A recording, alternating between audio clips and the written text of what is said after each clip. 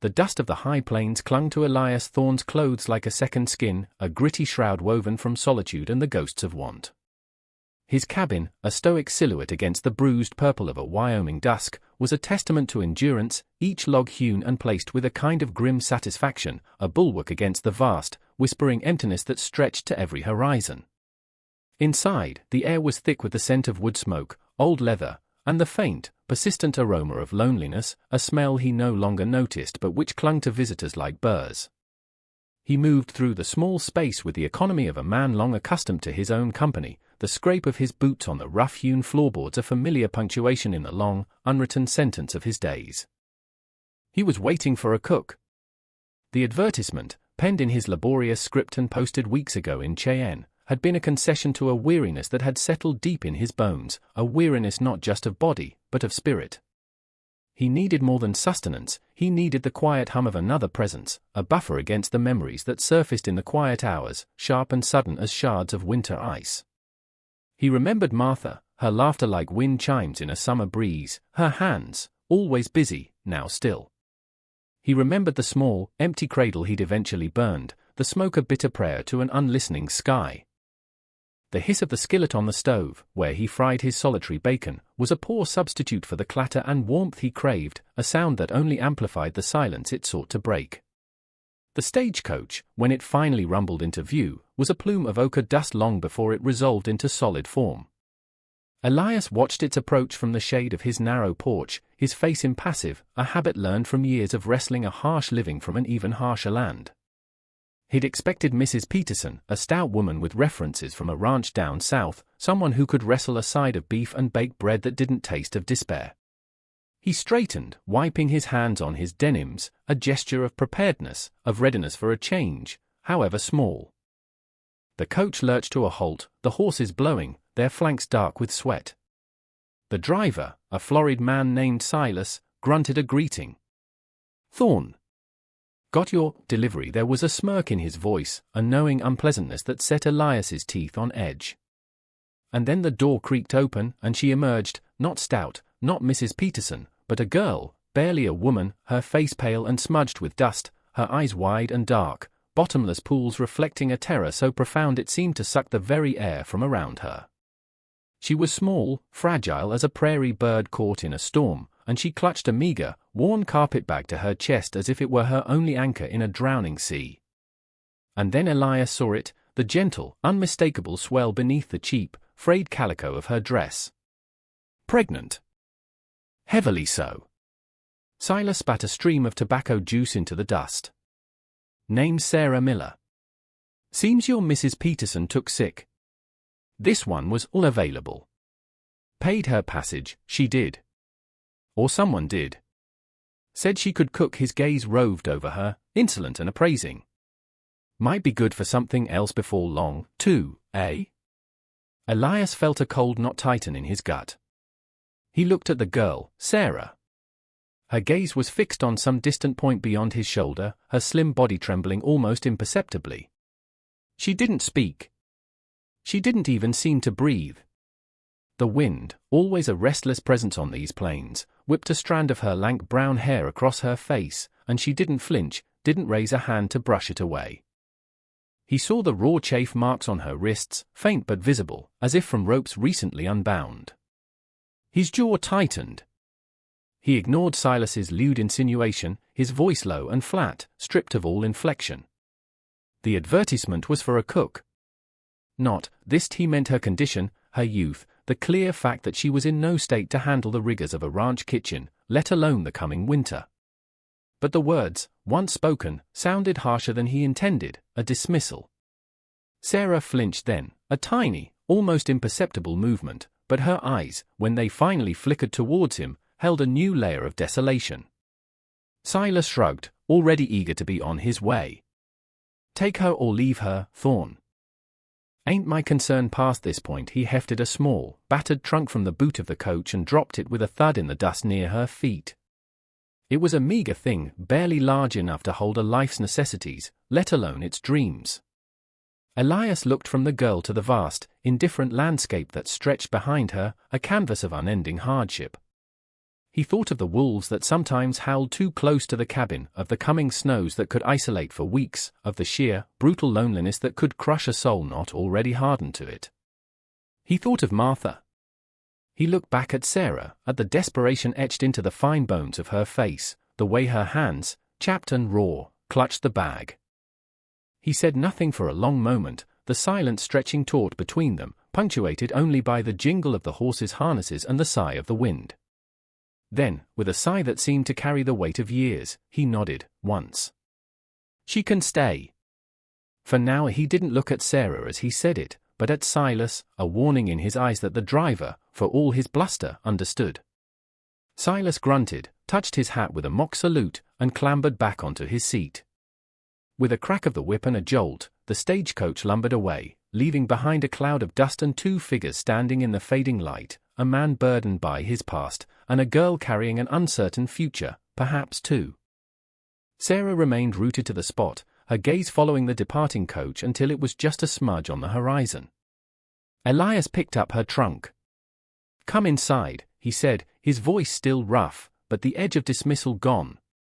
Night's coming on. She didn't look at him, but after a moment, her small shoulders slumped, and she slowly, hesitantly, followed him towards the flickering lamplight that spilled from the cabin door, a beacon in the encroaching dark. He ladled stew into a bowl, thick with rabbit and potatoes, and placed it on the small table. He didn't speak, didn't watch her, but he heard the clink of the spoon against the tin, a small sound, tentative, but a sound of life nonetheless. He noted the way she cradled her belly, even as she ate, a protective, instinctive gesture. He saw the shadows under her eyes, the exhaustion that went bone deep. He had asked for a cook. What he had received was a responsibility, a complication, and a fragile, desperate plea written in the language of silence and fear. The wind moaned around the eaves of the cabin, a mournful song for all that was lost, and all that was yet to be endured. The days that followed settled into a rhythm as quiet and deliberate as the slow turning of the seasons. Sarah moved through the cabin like a ghost, her presence felt more than seen, a whisper of movement at the edge of Elias's awareness. She spoke little, offering only single words, a hesitant yes or no when directly addressed, her voice soft and breathy as a sigh. Mostly, she communicated through her actions, small, tentative gestures of utility. She swept the rough plank floor with a worn broom, her pregnant form moving with a surprising grace, her brow furrowed in concentration. She mended, her needle flashing in the lamplight as she patched Elias's worn shirts, her stitches small and neat, a testament to a life that had likely known little else but making do. She did not, however, cook. The irony was not lost on Elias, but he said nothing. He continued to prepare their simple meals, leaving her portion on the table, which he would eat slowly, deliberately, after he had finished and retreated to the porch or his chores. He watched her sometimes, from the corner of his eye, when he thought she wasn't aware. He saw the way her gaze would drift to the window, to the vast, empty plains that stretched beyond, her expression unreadable, a mixture of fear and a strange, haunted longing. He saw the almost constant, unconscious way her hands would rest on her swollen belly, a gesture both protective and weary. He found himself thinking of Martha more often, the memories sharper, more insistent. Martha, who had filled this cabin with song and the scent of baking bread. Martha, whose laughter had been silenced too soon, whose hands had grown still in this very room, leaving an emptiness that time had only deepened. He told himself he was past it, that grief was a wound that eventually scarred over, but Sarah's presence, her silent suffering, her impending motherhood, pricked at those old scars until they ached anew. He threw himself into his work with a renewed ferocity, mending fences that didn't strictly need mending, chopping wood far in advance of the winter's needs, the rhythmic thud of the axe a counterpoint to the turmoil in his own chest. He was building walls, not just of wood and wire, but around his own heart, a defense against the vulnerability she represented, the echoes of a pain he thought he had buried. The community, such as it was, a scattering of isolated ranches and the small, dusty outpost of Redemption Creek, soon learned of Sarah's arrival. News traveled on the wind in these parts, carried by itinerant peddlers and lonely riders. Old Man Hemlock, the proprietor of the general store, a man whose curiosity was as sharp as the cheese he sold, was the first to broach the subject directly. "Heard you got yourself some company, Thorne," he'd said, his eyes narrowed when Elias had gone in for supplies. "Young thing, they say." Expecting Elias's reply was a curt nod. "She helps around the cabin," Hemlock persisted, his voice oily with insinuation. "Bit more than a cook, then?" "Some folks are saying." Elias's gaze, cold and hard as a winter river, cut him short. "Some folks should mind their own business." He paid for his flour and salt, his silence a more potent rebuke than any angry words. But the whispers followed him, insidious and persistent, blooming like frost on a window pane. He knew what they were saying. He knew the assumptions they were making. It rankled, this judgment from people who knew nothing of his life, nothing of the girl's quiet sorrow. He found himself becoming fiercely protective of her anonymity, of the fragile piece she was attempting to carve out in the shadow of his cabin. One evening, he returned from checking his trap lines to find a small, wildflower, a sprig of purple prairie clover, tucked into a chipped cup on the table. He knew Sarah had put it there. It was a small thing, almost insignificant, yet it felt like a crack of light in a dark room. Later that week, he found her carefully tending a small, neglected patch of earth beside the cabin where Martha had once tried to grow herbs. She had cleared the weeds, her hands gentle as she coaxed life from the dry soil. He said nothing, but he left an old, serviceable spade leaning against the cabin wall nearby. He noticed she'd mended a tear in his old sheepskin coat, the stitches almost invisible, a silent offering. He, in turn, began leaving a small portion of dried apple or a piece of molasses candy beside her plate, small acknowledgments of her presence, of her efforts. These unspoken exchanges became their language, a fragile bridge built across a chasm of silence and sorrow. One afternoon, he found her sitting on the porch step, her hands resting on her belly, her gaze fixed on the distant, hazy mountains. She looked small, impossibly vulnerable against the immensity of the landscape. He hesitated, then sat on the other end of the porch, cleaning his rifle, the familiar clicks and slides of the mechanism a strangely comforting sound. For a long time, neither spoke. Then, her voice so soft he almost didn't catch it, she said, "They move." The babies. He paused in his work, looked at her. Her eyes, for the first time, met his directly, and in their depths, he saw not just fear, but a flicker of something else, a fierce, maternal pride, a spark of resilience. He nodded, once. "That's good," he said, his voice gruffer than he intended. "Means they're strong." She looked down at her belly again, a small, almost imperceptible smile touching her lips. The silence that followed was different, less heavy, imbued with a shared, unspoken understanding. He was still a man haunted by loss, she a woman fleeing an unknown terror, but in that moment, on that dusty porch, with the vast plains stretching around them, they were simply two souls sharing a sliver of peace, a brief respite from the storms that raged within and without. The land remembered everything, every sorrow, every small joy, and it held its breath, waiting. The fragile peace was shattered by the arrival of a rider, his horse lathered, his face a mask of grim purpose.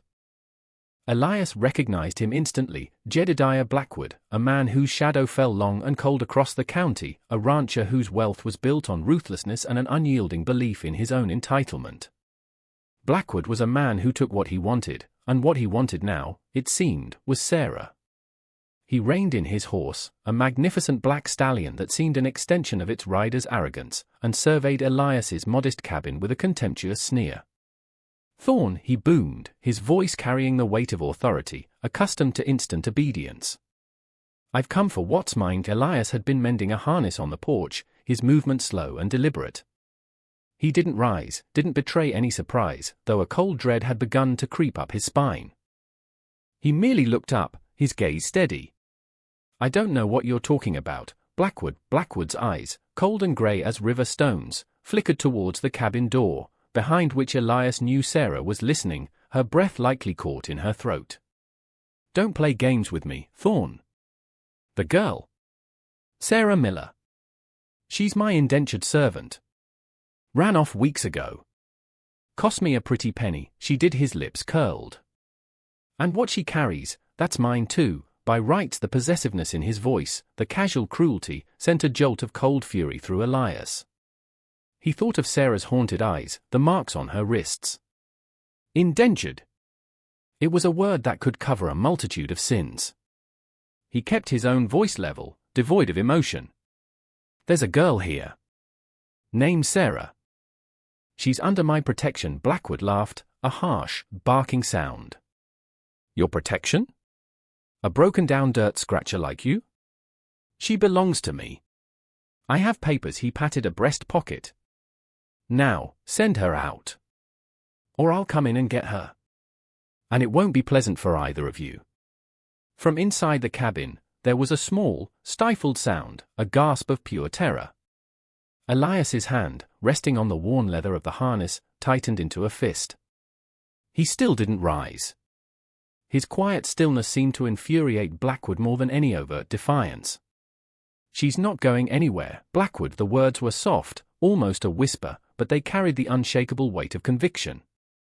For a moment, the only sound was the wind, whistling a mournful tune around the eaves, and the impatient stamp of Blackwood's stallion. Blackwood's face darkened, his eyes narrowing to slits. "You're making a mistake, Thorn. A very costly one. That girl is damaged goods, but she's still my property. And I always collect what's mine." He leaned forward in his saddle, his voice dropping to a menacing growl. "I'll be back. And when I return, I won't be so polite. You have until sundown tomorrow. If she's not waiting by the road, ready to come with me, I'll burn this pathetic excuse for a ranch to the ground, with you in it." He wheeled his horse, spraying dust, and galloped away, his retreating figure a dark blot against the wide, indifferent sky. The threat hung in the air, palpable as the coming chill of evening. Elias slowly rose, his joints stiff. He walked to the cabin door and pushed it open. Sarah was huddled in the far corner, her face buried in her hands, her body racked with silent sobs. He went to her, knelt down. He didn't touch her, but his presence was a shield. After a long moment, she raised her head, her face tear-streaked, her eyes wide with a despair that mirrored the vast emptiness outside. "He will," she whispered, her voice hoarse. "He'll do what he says. He always does." Elias looked at her, at the raw terror that had stripped away her silence. He saw not just a victim, but a survivor pushed to her limit. "He'll try," Elias said, his voice grim. He stood and went to the pegs by the door, taking down his old Winchester rifle. He checked the action, his movements practiced and sure. He didn't invite discussion, didn't offer false reassurances. His actions were his promise. He spent the rest of the afternoon reinforcing the cabin door, wedging a heavy beam across it. He checked the shutters on the small windows, ensuring they were secure.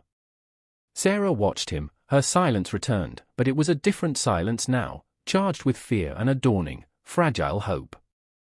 As dusk settled, casting long, eerie shadows across the plains, Elias saw a flicker of movement near the creek. It was Mrs. Henderson, a woman whose age had etched wisdom onto her face, her eyes missing little. She was ostensibly gathering herbs, but her gaze lingered on his cabin, on his preparations. She gave a slow, deliberate nod in his direction before turning back towards her own small homestead. It wasn't much, but it was an acknowledgement, a silent vote of support from one corner of the judgmental community. That night, neither Elias nor Sarah slept much. The wind seemed to carry Blackwood's threats on its breath, and the silence inside the cabin was thick with unspoken fears and the heavy weight of the coming confrontation. He sat in his chair by the cold hearth, the rifle across his knees, listening. She lay on her narrow cot, her breathing shallow, her hands clasped tightly over her burgeoning belly, as if to protect the innocent lives within from the darkness gathering outside. The sun rose the next day on a world holding its breath, the sky a pale, washed-out blue, indifferent to the human drama unfolding beneath it. Elias had been up since first light, his senses preternaturally sharp, every rustle of wind in the prairie grass, every distant bird call, sounding like a prelude to violence. He'd made coffee, strong and black, and forced himself to eat a piece of dry bread. Sarah had refused food, her face drawn and pale, her eyes enormous in their dark sockets. She sat at the small table, her hands clasped tightly in her lap, a silent, terrified vigil. The hours crawled by, each one stretching into an eternity. The deadline, sundown, approached with agonizing slowness, and then with a terrifying rush. Just as the sun began to dip below the horizon, painting the sky in bloody hues of orange and crimson, they appeared, 3 riders, dark silhouettes against the dying light. Blackwood was in the lead, flanked by 2 hard-faced men Elias didn't recognize, hired muscle, no doubt. They reined in their horses a short distance from the cabin, their presence a palpable menace. "Thorn!" Blackwood's voice boomed, amplified by the stillness of the evening. "Your time is up. Send out the girl." Elias stepped out onto the porch, his old Winchester held loosely at his side. He didn't raise it, not yet, but its presence was a clear statement. "She's not coming, Blackwood." "I told you," Blackwood sneered. "So, you want to die for her, old man?" "She ain't worth it," he gestured to his men. "Get her." The 2 thugs dismounted, their intentions clear. Elias raised the rifle slightly. "Stay back. This is my property." One of the men laughed, a coarse, ugly sound, and took a step forward. "Or what, Grandpa?" It was then that Sarah cried out from inside the cabin, a sharp, sudden sound of pure agony that cut through the tension like a knife. Not a cry of fear, but of pain, deep and wrenching. Elias's head whipped towards the door, his heart lurching. The babies. Of course. Now. Blackwood's eyes lit up with malicious triumph. "Well, well. Sounds like we got ourselves a party." He spurred his horse forward, intent on exploiting the distraction. But Elias was already moving, his decision instantaneous. He fired a shot into the dirt at Blackwood's horse's feet, the sound cracking through the stillness. The stallion reared, neighing in alarm, and Blackwood cursed as he fought for control. "Damn you, Thorn!" The 2 thugs hesitated, momentarily uncertain. That hesitation was all Elias needed. He backed into the cabin, slamming the reinforced door shut and dropping the heavy bar into place just as a fist pounded against it from the outside. "Sarah," he called out, his voice tight with urgency. She was on the floor, curled on her side, her face contorted in pain. It's time," she gasped, her eyes wild. "They're coming." His mind raced. Blackwood outside, Sarah in labor inside. His past, Martha's agonizing screams, the tiny, still form, it all threatened to overwhelm him. He pushed it down, a cold resolve settling over him. He had to protect her. He had to help her. "Hold on, Sarah. Just hold on." He grabbed a blanket, spreading it beneath her, his hand surprisingly gentle. Outside, the pounding on the door intensified, accompanied by Blackwood's enraged shouts. "Thorn! Open this door, or I'll burn you out." A windowpane shattered, and Elias whirled, rifle ready, but it was just a rock. He peered through a crack in the shutters. Blackwood and his men were gathering brush, piling it against the cabin wall. The threat of fire was real. Another contraction seized Sarah, her cry sharper this time. He was torn. Then, a voice from outside, clear and strong, "Jedediah Blackwood. You leave these folks be." It was Mrs. Henderson, standing at the edge of the clearing, a shotgun held steady in her old, capable hands. She wasn't alone. 2 other ranchers, men Elias knew to be decent, stood with her, rifles also at the ready. They weren't many, but they were enough to give Blackwood pause. He swore, his face contorted with rage, but the sight of armed neighbors, and the undeniable fact that his property was currently in no condition to be moved, seemed to cool his murderous ardor. He snarled, "This isn't over, Thorn. You'll pay for this." But his threats lacked their earlier conviction. After a tense standoff, Blackwood and his men, outnumbered and outmaneuvered, reluctantly remounted and rode away, their departure leaving behind a silence that was almost deafening. Inside, the battle was far from over. Sarah's labor was progressing rapidly. Elias, his initial fear giving way to a grim determination, did his best to comfort her, to help her, relying on half-forgotten memories of Martha's labor, on sheer instinct. Mrs. Henderson, after ensuring Blackwood was truly gone, entered the cabin, her presence calm and reassuring. She took charge with quiet efficiency, her experienced hands guiding, her soft voice soothing. The hours that followed were a blur of pain, effort, and whispered encouragements. Elias found himself holding Sarah's hand, his own calloused fingers surprisingly gentle, offering what little comfort he could. He saw a strength in her he hadn't imagined, a primal courage that transcended her fear. And then, finally, the first cry, thin and reedy, but undeniably alive. A son. Mrs. Henderson cleaned the infant, her movements practiced. But Sarah wasn't done. Her face, slick with sweat, contorted again. Another one, she gasped. Twins. Elias felt a wave of dizziness, a profound, overwhelming sense of awe and terror. Another small life, fighting its way into this harsh world. The second birth was quicker, and soon, another cry joined the first. A daughter.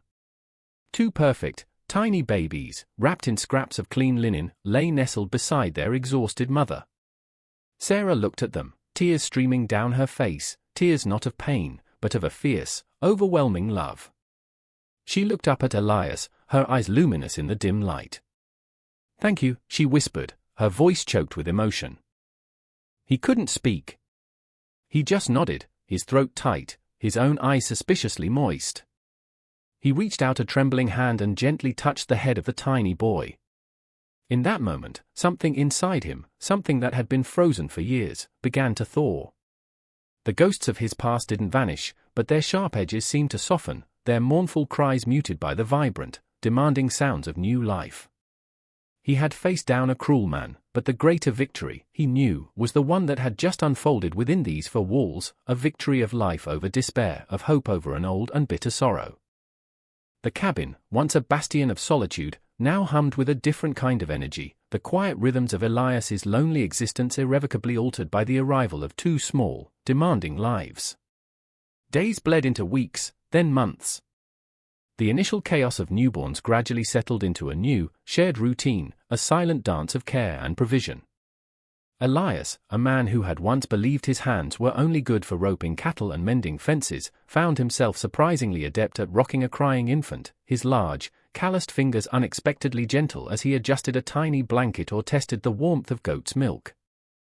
He built a cradle, not from rough-hewn logs like the cabin, but from smooth, planed pine, sanding it until it was soft as worn silk, a stark contrast to the small, empty one he had burned so long ago. He'd place it near the hearth, where the firelight cast dancing shadows, and watch Sarah as she nursed one baby, while the other slept soundly in the new cradle, a picture of such profound domesticity it sometimes made his chest ache with a bittersweet mixture of old grief and new, tentative joy. Sarah, in turn, blossomed in the safety of his protection.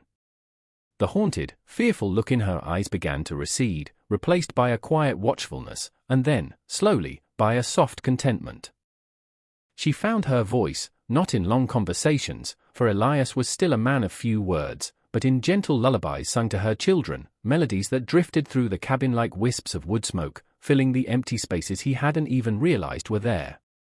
She managed the small household with a quiet efficiency, mending clothes, tending the small herb patch which, under her care, began to flourish, and even, eventually, taking over the cooking, her meals simple but nourishing, a far cry from the fancy fare Mrs. Peterson might have provided, but imbued with a warmth that Elias found himself craving. The community's whispers had not entirely ceased, but their tone had shifted. Curiosity had been replaced by a grudging respect, then by a quiet acceptance. Mrs. Henderson became a regular visitor, her presence a comforting constant. She'd arrive with a basket of freshly baked bread, or a jar of preserves, her shrewd eyes taking in the scene, Elias awkwardly holding a baby, Sarah humming as she stirred a pot on the stove, and a small, knowing smile would touch her lips.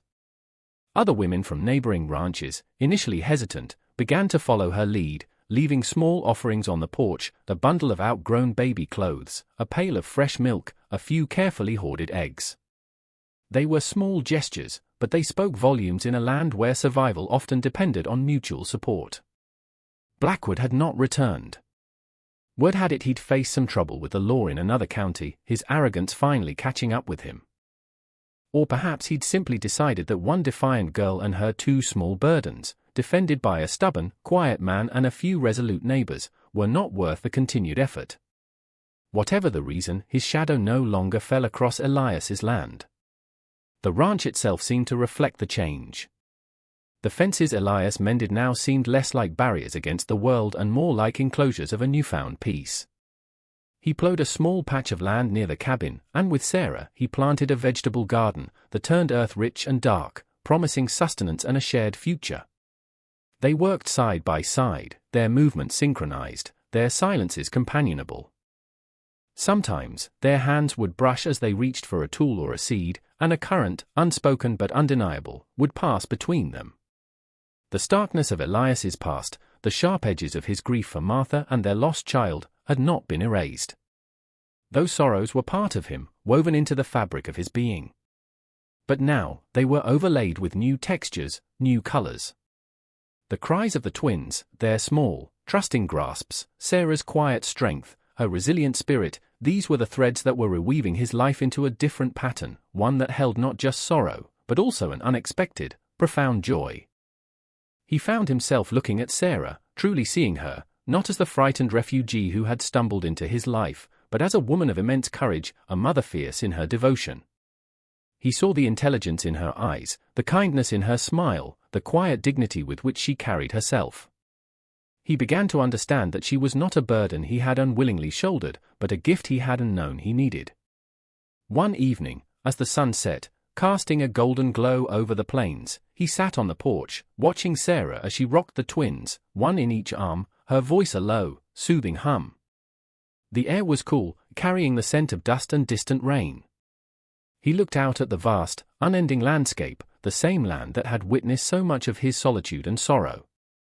It was still harsh, still demanding, but it no longer felt empty. It felt full. Full of the promise of tomorrow, full of the quiet sounds of a family he had never expected to have. Sarah looked up, met his gaze, and offered him a small, genuine smile. He returned it, a rare occurrence, but one that felt as natural as breathing. "Good night, Elias," she said softly, her voice carrying easily in the still air. "Good night, Sarah," he replied. He said nothing more, she didn't speak further, but in that shared glance, in the comfortable silence that settled between them, a world of understanding passed. He had been waiting for a cook, someone to ease the practical burdens of his solitary life. Instead, a pregnant girl with twins had shown up, bringing with her a storm of trouble, but also an unexpected flood of healing, a quiet redemption found not in grand gestures, but in the steady, unassuming rhythms of shared days and the fierce, protective love that had taken root in the barren soil of his heart. And you, who listen to this tale, if you have ever known the deep ache of a silence held too long within the chambers of your own heart, or if you have witnessed the sudden, fierce bloom of hope in a field you once thought barren and beyond recovery, then you know the quiet truth of Elias Thorne and Sarah Miller. You understand that courage is not always found in the thunder of cannons or the roar of a crowd, but more often resides in the steadfast tending of a single, fragile flame in the deepest, most windswept dark. It is the grit to mend what is broken, to nurture what is vulnerable, to stand firm when the gales of cruelty and injustice attempt to extinguish the very essence of what makes us human. You recognize that the paths to healing are rarely straight, often winding through valleys of sorrow and over mountains of unexpected trial. And perhaps, most importantly, you know that sometimes the greatest treasures, the answers to prayers we barely dared to whisper, arrive not in the carefully wrapped packages we ordered or the meticulously planned futures we envisioned, but are carried to our doorsteps by the storms we are forced to brave, delivered on the desperate winds of another's profound need. These unexpected arrivals, these fragile lives entrusted to our care, often offer not what we thought we wanted, but everything, absolutely everything, we truly required to become whole again. They teach us that a broken fence can be mended, a fallow field can be coaxed back to life, and a heart, though scarred by loss, can indeed learn to beat in time with the gentle rhythm of new love, new life, and the enduring promise of a shared dawn.